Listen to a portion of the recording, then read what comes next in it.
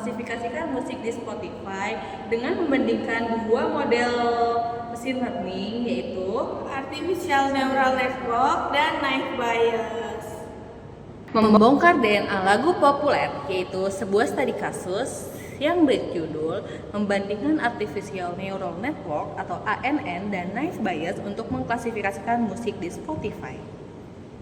Tantangan utama, dapatkah AI memprediksi sebuah lagu hits? Industri musik digital dibanjiri jutaan lagu. Popularitas adalah kunci. Popularitas sebuah lagu ditentukan oleh kombinasi kompleks fitur audio, yaitu energi, densibility, tempo, dan valence, dan lainnya. Tujuan proyek kita adalah menggunakan data untuk membangun model AI yang dapat mengklasifikasikan lagu ke dalam dua kategori biner, yaitu populer dan tidak populer. Kalau populer itu 1, kalau tidak populer itu 0. Metode AI mana yang paling akurat untuk tugas ini? Memperkenalkan dua pesaing kita, yaitu ada ANN dan Naive Bayes. Model yang ANN itu adalah model yang terinspirasi dari jaringan saraf biologi. Kekuatannya yaitu mampu mempelajari hubungan data yang sangat kompleks dan non-linear, sangat fleksibel dan efektif untuk data numerik seperti fitur audio. Kelemahannya yaitu membutuhkan waktu penelitian lebih lama dan proses normalisasi data. Sensitif terhadap pengaturan parameter, misalnya learning rate, POC. Yang kedua ada Naive Bayes Classification. Model probability sederhana berdasarkan teorema Bayes. Kekuatannya yaitu komputasi sangat cepat dan ringan, cocok digunakan sebagai baseline model perbandingan. Kelemahannya yaitu asumsi bahwa semua fitur independen sering tidak realistis. Yang kedua, akurasi cenderung lebih rendah pada data yang kompleks. Dataset fitur audio Spotify. Datasetnya itu ada 4.831 total lagu dianalisis. Itu tuh gabungan dari low popularity Spotify sama high popularity Spotify. Setiap lagu dianalisis berdasarkan fitur audio numerik yang disediakan oleh Spotify, yaitu menyiapkan arena untuk pertarungan yang adil, yaitu alur kerja proyeknya itu. Yang pertama, penggabungan data dan pelabelan. Dua dataset populer rendah dan tinggi digabungkan, diberi label ya, kalau 0 itu rendah, kalau 1 itu tinggi. Yang kedua itu pembersihan data, menghapus kolom tidak relevan, ID dan nama artis, dan menangani nilai yang hilang atau missing value. Yang ketiga, pemilihan fitur, fokus pada fitur audio numerik sebagai input model. Yang keempat, pemisah data. Dataset diuji secara acak, 80% untuk data latih dan 20% untuk data uji, menggunakan stratifikasi untuk menjaga popularitas kelas. Yang terakhir ada normalisasi fitur, menggunakan standar scalar untuk menyamakan skala data, langkah krusial khususnya untuk model ANN. Oke, selanjutnya sebelum masuk ke pemodelan, kita harus memahami karakteristik datanya. Yang pertama di sini ada distribusi kelas. Di diagram ini dataset menunjukkan ketidakseimbangan kelas jumlah lagu popularitas rendah lebih banyak daripada lagu berpopularitas tinggi. Ini menjadi tantangan bagi model untuk belajar. Selanjutnya ada peta korelasi fitur. Beberapa fitur audio saling berhubungan, misalnya energi dan loudness, menunjukkan bahwa asumsi independensi Naive Bayes mungkin tidak sepenuhnya terpenuhi. Di sini kita menggunakan dua pemodelan untuk kinerja Naive Bayes. Yang pertama itu sebagai model baseline, Naive Bayes menawarkan kecepatan dan kesederhanaan.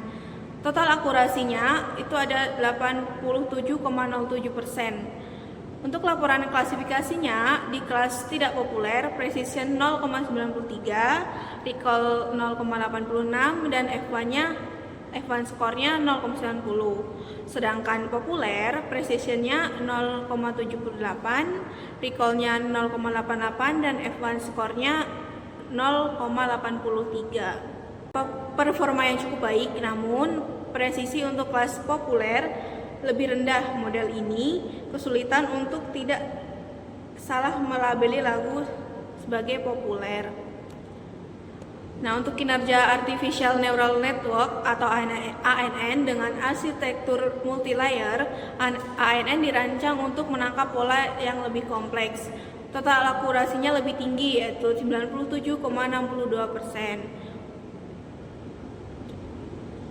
Untuk laporan klasifikasinya, kelas tidak populer precision 0,98, recall 0,98, F1-nya juga 0,98. Untuk kelas populer, precision-nya 0,97, recall-nya 0,96 dan F1 score-nya 0,97. Nah, untuk hasil akhir pembandingan modelnya, di sini artificial neural network itu lebih tinggi, yaitu 97,68%. Nah, untuk selanjutnya ada kurva precision recall. Kurva ini menunjukkan kemampuan model untuk menyeimbangkan antara presisi, tidak salah prediksi, dan recall menemukan semua kasus positif.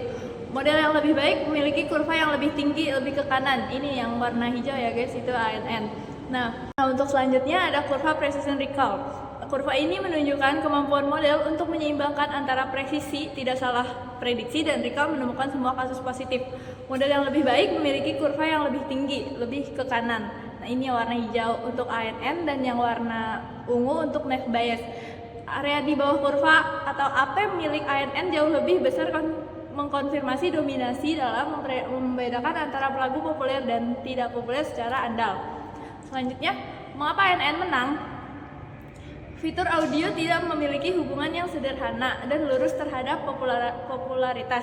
ANN dengan hidden layer dan fungsi aktivasi relu mampu memodelkan interaksi yang kompleks ini. Keterbatasan naive Bayes apa sih? Nah, naive Bayes mengonsumsi setiap fitur audio seperti tempo dan energi independen satu sama lain. Kenyataannya, banyak fitur saling berkolerasi, asumsi yang salah, dan membatasi performa naive Bayes. Fleksibilitas arsitektur ANN dapat disesuaikan untuk menangkap pola yang lebih dalam, sedangkan naive Bayes memiliki struktur yang kaku.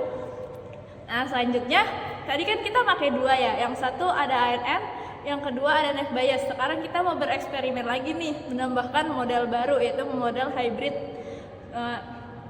Sebuah model hybrid dibuat dengan menggabungkan prediksi dari ANN dan naive Bayes menggunakan sistem voting. Terus jika prediksi berbeda, hasil dari ANN lebih superior akan diutamakan. Sedangkan yang kita dapat nih dari hasil kita, akurasi ANN itu ada di 97,62%, naive Bayes ada di 87,07%. Nah, akurasi hybrid ini ada di 97,62%.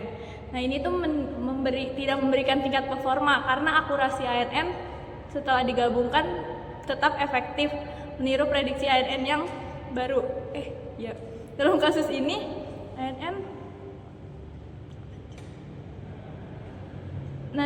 ini ANN tunggal sudah menjadi solusi optimal. Selanjutnya, pentingnya preprocessing data. Kinerja tinggi ANN tidak hanya berasal dari algoritmanya, tetapi juga dari persiapan data yang cermat. Yang pertama, penanganan nilai hilang, memastikan tidak ada data kosong yang masuk ke model. Selanjutnya, langkah kritisnya menyamakan skala antara fitur, memastikan proses pelatihan ANN berjalan stabil dan efisien.